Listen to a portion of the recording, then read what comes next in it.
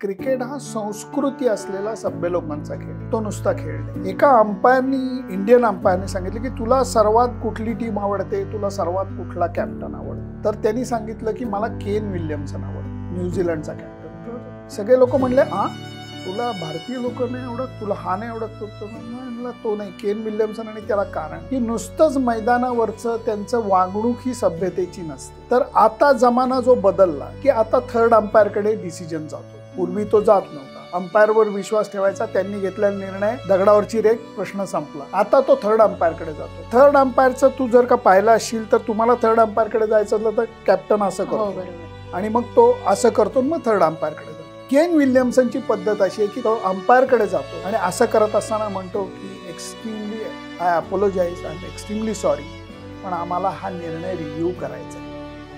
म्हणजे तुमच्या गोष्टींवरती मी ऑब्जेक्शन घेत नाही, मी तुमचे ज्ञान, तुमचा अंदाज हा रिस्पेक्ट करतो, म्हणून मी माफी मागतो। बहुतेक कदाचित हा चुकलेला असावा। इतकी सभ्यता आहे, का नाही त्यांच्या प्रेमात पडावं न्यूझीलंड टीमच्या, न्यूझीलंडच्या खेळाडूंच्या? याला म्हणतात क्रिकेटची सभ्यता।